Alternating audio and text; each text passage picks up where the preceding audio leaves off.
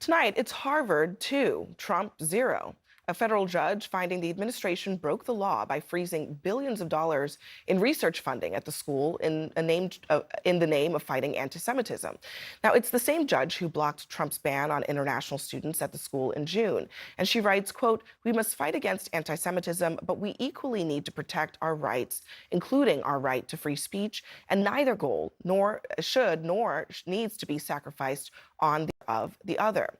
The White House says it'll immediately appeal this decision. Christine Quinn joins us at the table now.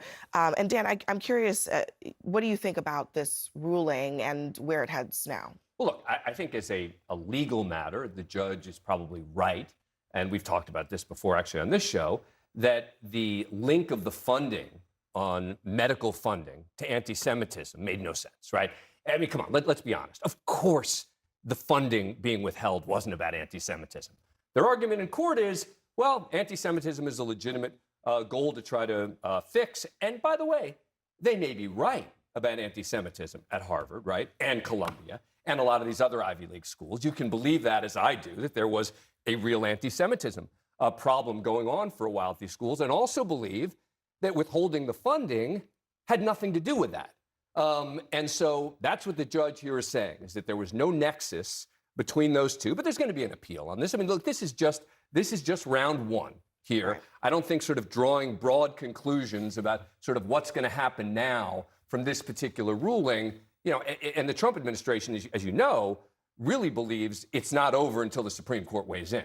On any subject, frankly. But I mean, for the schools that did settle with the administration before ever even attempting to litigate, Columbia University, $221 million, Brown University, $50 million, University of Pennsylvania made some changes. There are other schools that have not settled with Trump but have had their money frozen. It does seem to indicate that there is some benefit, potentially, to just fighting and seeing where the chips fall. Absolutely. I mean, I think there's benefit in a couple of different levels. One, it's just the correct thing to do if you are an institution of higher learning, to stand up and say you're not going to be controlled by the federal government, that the First Amendment means something. Beyond that, there's every, reason to believe that if you settle, the amount you're going to have to pay is going to be very significant. And it's going to be much harder, I think, to get your alumni network and other donors to rally once you've settled versus if you're fighting the good fight on behalf of the First Amendment and academic freedom. And it's interesting, further on in the judge's decision, she references that there could be, we don't know, many Jewish people who have been fired because of the potential cuts in funding, that research into conditions that affect the Jewish community more than others may be. Because everyone needs a good Jewish doctor, right? And that research may be hampered, and that that withholding the funds could have a more negative impact on the Jewish community. So let me read what the judge said. Make no mistake, Harvard rejects anti-Semitism and discrimination in all of its form. Excuse me, this is what the Harvard statement says. Harvard rejects anti-Semitism and discrimination in all its forms, actively making structural reforms to eradicate anti-Semitism on campus. But rather than engage with Harvard regarding those ongoing efforts, the government announced a sweeping freeze of funding for medical, scientific, technological, and other research that had nothing at all to do with anti-Semitism. And it does raise the question of, did the administration really try, in good faith, to work with Harvard to rectify the problem, to resolve the anti-Semitism problem, or was the goal to try to get other money? First of all, money being the main goal, because Trump has said he wants a certain dollar amount. Well, they obviously work with other colleges to get concessions on making changes on campus that had obviously, on other campuses that had obviously made serious mistakes. My view is there'll be an appeal. I don't know where the legal case is going to shake out. I think this has been really embarrassing for Harvard. I mean, now you have a federal judge saying anti-Semitism is intolerable. It is clear, even based solely on Harvard's own admission, that Harvard has been plagued by anti-Semitism, could have done a better job dealing with the issue. I mean, it is now widely known throughout our entire society that our nation's flagship university, perhaps formerly, was plagued by anti-Semitism, and this administration was willing to call it out and fight it out. It's a fight worth having. As you just read, Harvard acknowledged Right. that in a very lengthy report that it created itself. But they would never have done it to if it hadn't been for to Trump. your Too late. point, They to would what- never to admit what it if you- it hadn't been for Trump. That's not true. That's not To true. what you just Chronologically, read. that's not to true. Exactly. Chronologically, factually, that's not true.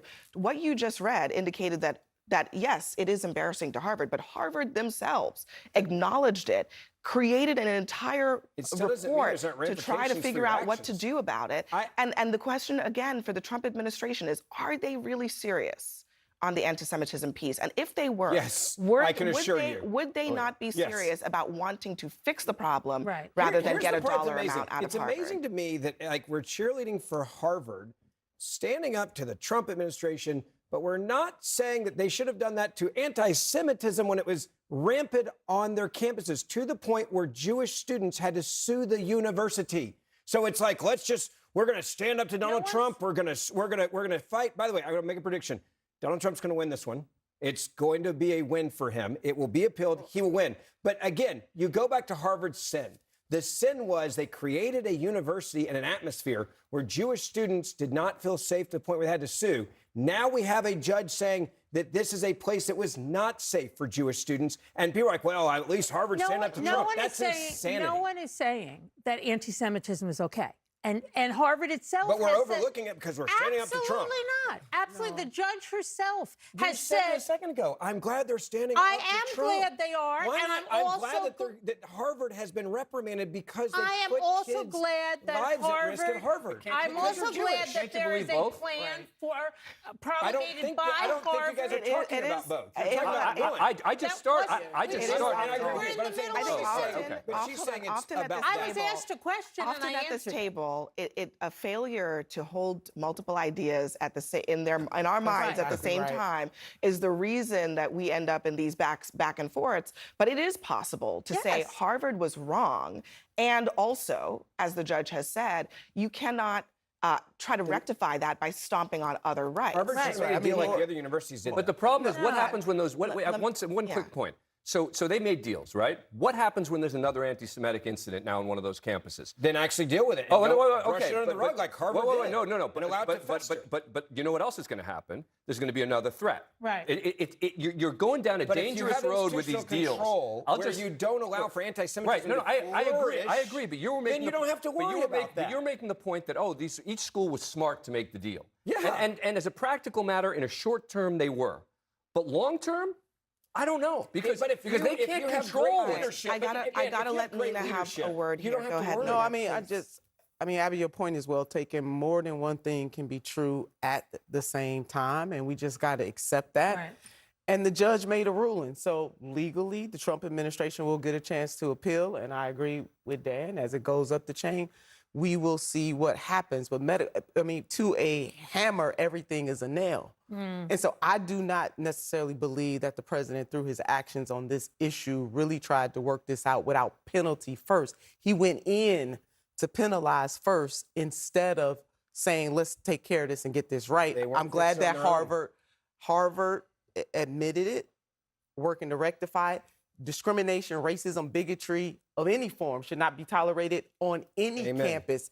Turning to another huge scandal hitting the White House, the president is reaping dividends from crypto unlike anything we've ever seen. He's likely now pocketed more money from this side job while serving as president than from his many other businesses. The Fox News sister outlet, the Wall Street Journal, reporting the Trump family has pocketed about $5 billion. That's $5 billion through the launch of a virtual cryptocurrency, most of that occurring this year while Trump is president. It is likely the family's most valuable asset, exceeding their real estate. The entire project raises questions about conflicts of interest and secret lanes to influence a sitting president. It opens up a gusher of foreign money, and remarkably, it shows how Trump's business and personal standing is benefited by his political job. That is, of course, the exact opposite of his many claims that because he was rich, he'd be above and apart from the usual pressures on politicians. In fact, he is now doing more side work and side business and having more conflicts than any president in history.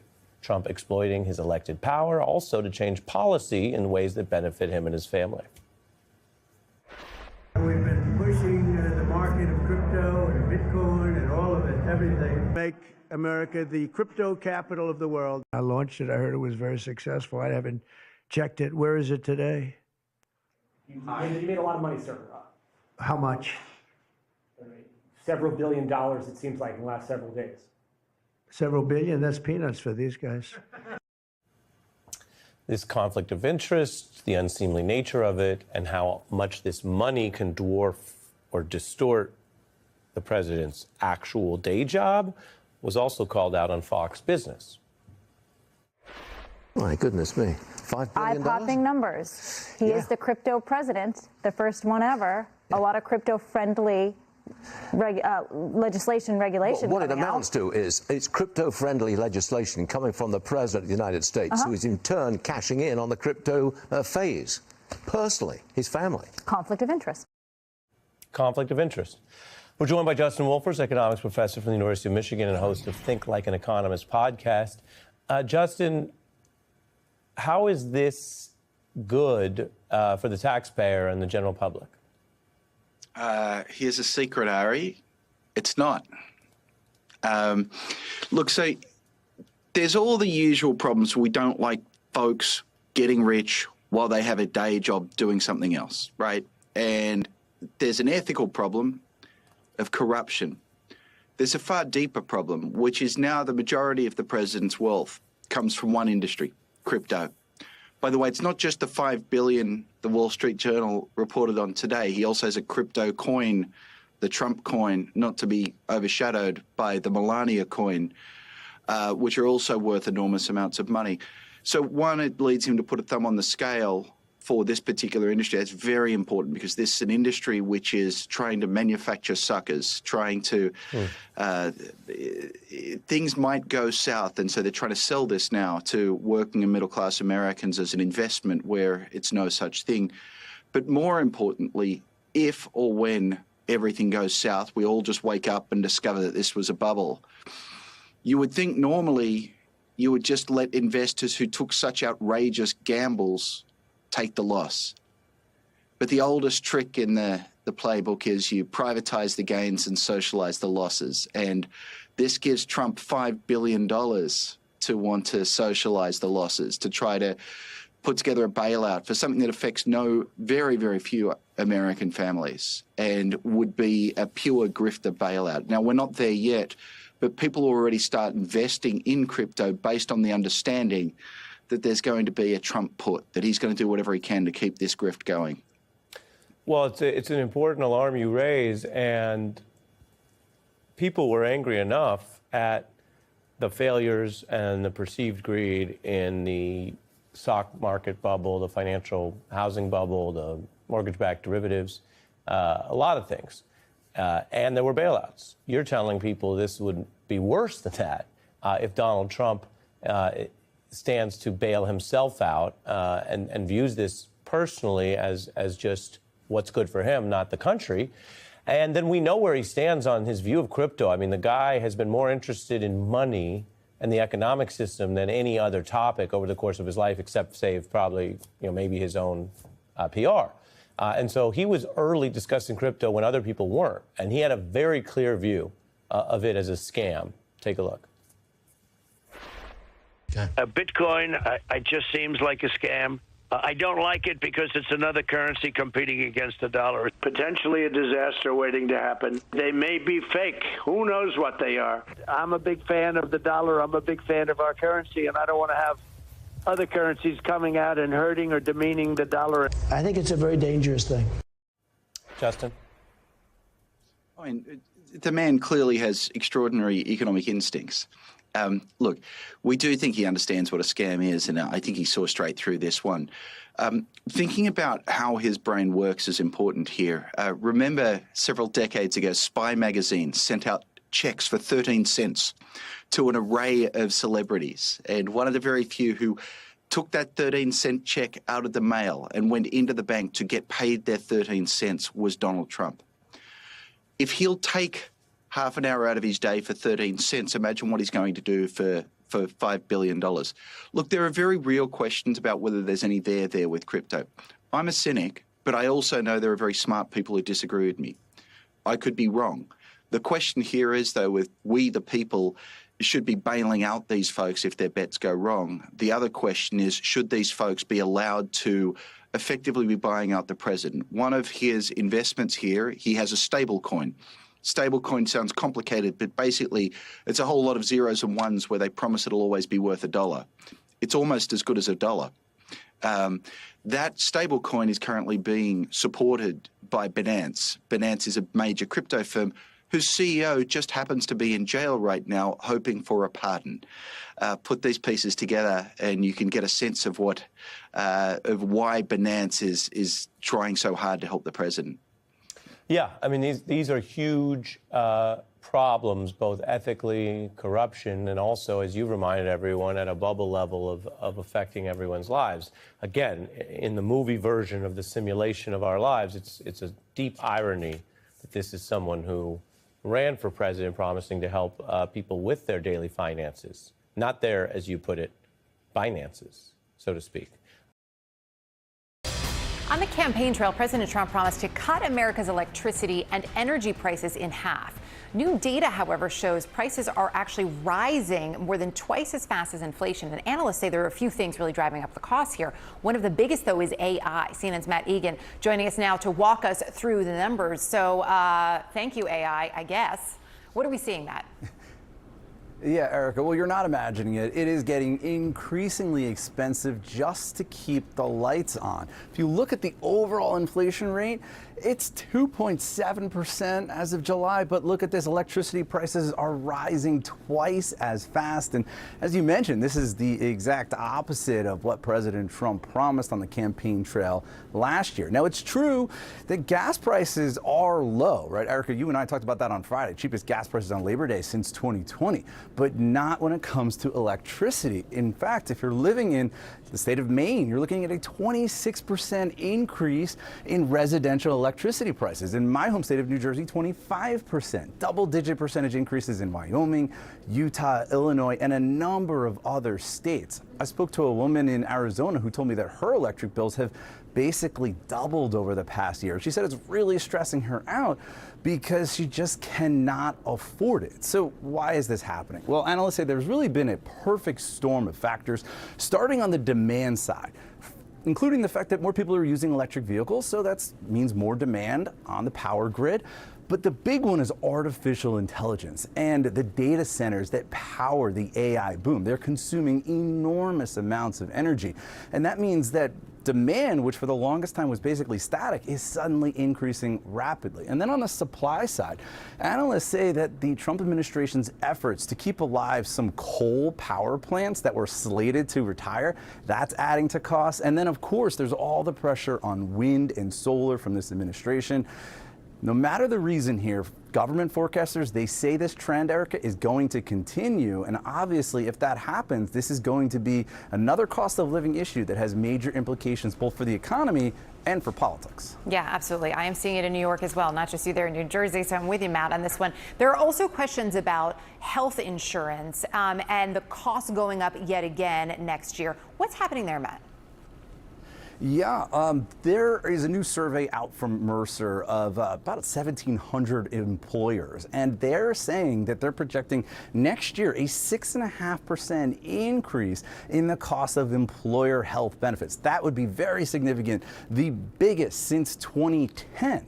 Now, some employers are going to try to offset that, but that likely means higher costs for all of us employees, out-of-pocket costs when you think about co-pays and deductibles. So why is this happening? Well, again, there's a number of different factors. They mostly boil down to pricing pressures and also more people using the healthcare system, including the fact that there's these popular but expensive GLP-1 drugs like Ozempic, expensive cancer treatments, and increased access to mental health services. The bottom line here, Erica, is this is another cost of living issue that is moving in the wrong direction. Yeah, it really is. Matt, appreciate it. Thank you.